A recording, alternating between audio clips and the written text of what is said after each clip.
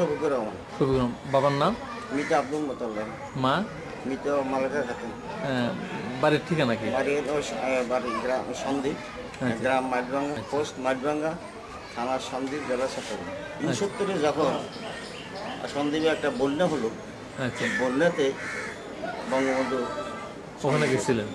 ওই মিটিংয়ে গেলাম যেদিন বঙ্গবন্ধু সচক্ষে দেখতে পেলাম।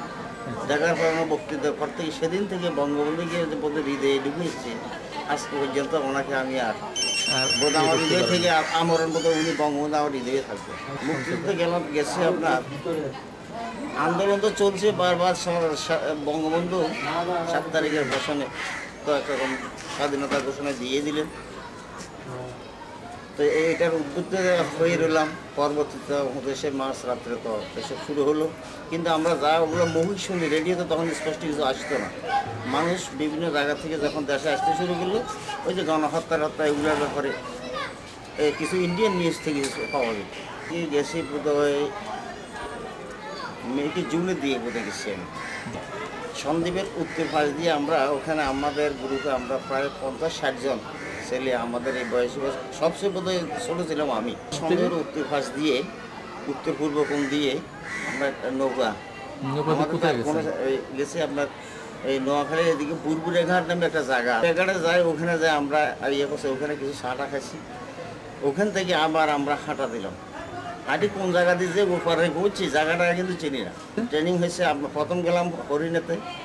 হরিণার থেকে আপনার 7-8 দিন পরে আমাদেরকে ওখান থেকে বাসায় করে নিয়ে গেল কুম্পিনগর। ওখানে কয় মাস ট্রেনিং হয়েছে? ওখানে 30 দিন।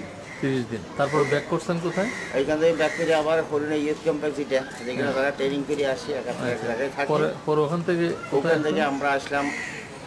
আমাদেরকে প্রথমে দিয়ে দিয়েছিল সিলেট। তখন আমরা সিলেট চিনি না, যাদের আমরা যে 8-10 জন আছি আমরা সিলেট চিনি না।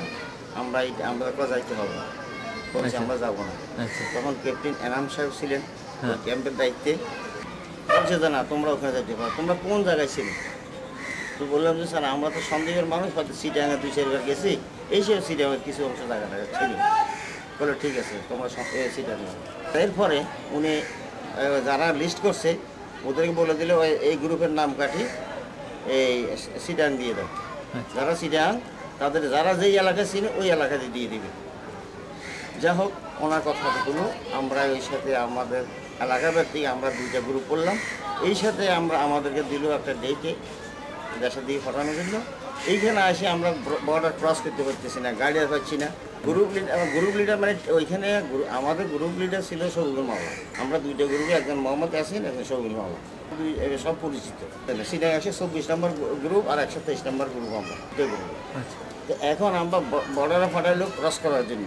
এখন এইখানে ক্রস করার যারা গাইড করে নিয়ে আসে ওইরকম লোক বলছে যে আপনারা এখানে 200 দিন অপেক্ষা করতে হবো, যে পথ দিয়ে আপনাদেরকে নেওয়া যেত ওই পথগুলো ব্লক হয়ে গেছে। তখন আমরা বর্ডার এলাকায় পাহাড়ের মধ্যে রাত্রে থাকতাম। কিছু শরণার্থী আছে না, ওদের সাথে মিলেমিশে থাকতাম। 5 দিনে 6 দিন ওখানে রয়ে গেলাম। থাকার পরে একদিন রাত্রে বললো যে হ্যাঁ আপনাদের যাওয়ার পথ। যাক, আমাদেরকে রাত্রে প্রায় 9টার দিকে বর্ডার ক্রস করার কি সন্ধ্যা এটাকে বিশ্ব টিলা নামে একটা টিলে আছে, ওই টিলের উপর দিয়ে পথ কাটছে সিগন করে ইটের বিরুদ্ধে, মানে মুক্তিযুদ্ধ ক্রস করার জন্য। এইখান থেকে উঠিয়ে আমরা যাও হাঁটিয়ে আসতে শুরু করলাম। আসতে আসতে আপনার মনে হয় মিরেশ্বরে জায়গাটা হবে। এইখানে ওই আর্মিদের একটা ইয়ে আছে, ওইখানে এগুলো কী ভাঙ্গার, ওই কয়েকটা ভাঙ্গার। এর মধ্যে আবার তারের ঘেরাও। আমরা ওই তারের ঘেরাও ভিতরে নিয়ে রাত্রেবেলা তো তখন আমরা সবাই বলো যে বলতেছে যে ইয়ে আছে, আর্মি আছে পাকিস্তানি, বলে আওয়াজ করো না, আর যার কাছে অস্ত্র যা আছে ওগুলো রেডি রাখবেন। এবং তারা কাটার তারের ইয়েটা উঠাইয়া চলায় আপনার আমাদেরকে ওইখান দিয়ে নামাচ্ছে। জায়গাটা উঁচু নিচু। দুর্ভাগ্য আমি একটু বাটি ছিলাম তো, ওই নামতে ও তারের একটা ইয়ে আমার ব্যাধিদের তার সাথে লাগিয়ে কেটে গেছে। এই বিল্ডিং উঠেছে, যা সেটাতে এখন আর বলি লাভ নেই। এটাকেও সিপি দড়ি যা হোক, প্রায় শেষ রাত্রের দিকে আমরা মেন রোড ক্রস করলাম। এই মিরাসরা দিয়ে ক্রস করার পরে আমরা হাঁটি এটা নদীর কাছা কিনারে গেছি। ওখানে একটা সাইক্লোন শেল্টার আছে, দেখি যে ওইখানে একটা লোক আমাদেরকে এখানে ইয়ে করলো। ওখানে আমরা প্রায় 102 লোক আসলাম একসাথে। আসার পরে কে কোথাকার গ্রুপ ওগুলো ভাগ করলো। আমরা সিডাঙ্গার গ্রুপ করলাম 2টা, 123, 124, আর বাকিগুলো হলো ফেনী, নোয়াখালী। তখন আমাদেরকে বলে যে আমরা এই রাত্রে নৌকা ঠিক করে সামনে চলে যাব। আমরা আমাদের জিনিসপত্র নিয়ে রাত্রে ওই নৌকা দিয়ে চলে যাব। যেই নৌকা যাইতেছে ওইখান দিয়ে আসতেছে পাঞ্জাবিরা। জেলের নৌকা জেলে বুঝতে পারছে যা আমাদেরকে একটা সরা দিয়ে ডুবাই বলে আমরা সবাই শুয়ে থাকেন। ওখানে শুয়ে রইলাম। যা হোক ওরা আর এটা বুঝতে পারে মানুষের জেলেদের জাল ইয়ে করে ওরা ক্রস করে যাওয়ার পরে আমরা সন্দ্বীপ চলে যাই। সন্দ্বীপ চলে যাওয়ার পর আমরা প্রায় 10 দিন রইলাম। এরপরে খবর পেলাম যে আমাদের সিটাং আসার জন্য। তখন আমরা বললাম যে আমাদের অস্ত্র কী করবো। বললো যার যার অস্ত্র ওখানে রাখো, অস্ত্র এখানে অসুবিধা নেই, অস্ত্র যা এগুলো হেফাজতে রাখি আসো। তখন আমরা ওই 2 গ্রুপ একই সাথে সিটাং আসে গেলাম। আসার পরে এখন আমাদের থাকার জায়গা হচ্ছে না।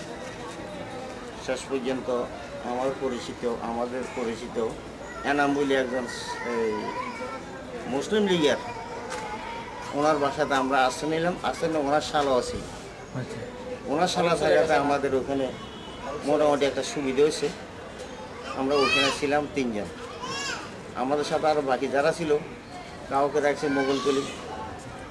এইভাবে মোটামুটি বিভিন্ন জায়গা ঠিকঠাক করি। ওই ভদ্রলোক কিন্তু এদের সিট ভাড়া, খাওয়া খরচগুলো ওই গ্রুপের সাথে আমাদের যোগাযোগ হয়েছে। আমাদের এই গ্রুপ ওমরার সাথে। তো উনি মাঝে মাঝে ওনার সাথে যোগাযোগ করতো। তো যেভাবে বলতো আমরা সেভাবে শুনতাম। আমাদের গ্রুপ হলো 123 নম্বর হলো ইয়াসিন, 124 হলো সবিগুলো মামা। এখন টাউনে আসার পরে এখন এই 2-4 দিন ওইখানে থাকার পরে তারপরে এদিকে যোগাযোগ ইয়াসিন আর যোগাযোগ করি। তারপরে এদের সাথে এরা করে রাত্রে আমাদেরকে প্রায় 11টা 12টা একটার দিকে বাইরে যাওয়ার জন্য বলতো। আমার বাইরে যেতাম, অনেক সময় নিয়ে যেত বাড়ি বিল্ডিংয়ের এদিকে। রাত্রে নিয়ে কত এখানে গুলি করা হতো। অত আমরা 2-4টা ছাড়তাম। দেখা যাইতে সর্বনাশ যেইভাবে জায়গা চলতো মুক্তিযুদ্ধের পক্ষ শক্তি ক্ষমতায়। ওনাদের দায়িত্ব মুক্তিযুদ্ধে যারা সঠিক মানুষ আছে এদেরকে বিভিন্ন জায়গায় বসেই দেশের অন্তত ভালো পরিচালনার দায়িত্ব যদি অর্পণ করে আমি মনে করি দেশটা মানে মুক্তিযোদ্ধাদের হাতে যদি দেশ পরিচালনার কি পয়েন্ট বা দায়িত্ব দেয় তাহলে অবশ্যই দেশ তার মধ্যে মুক্তিযুদ্ধ বলতে আবার সবাই যে আমরা ভালো মানুষ সেটা স্বীকার করবো, বেছে বেছে নিতে বেশি নিতে হবে।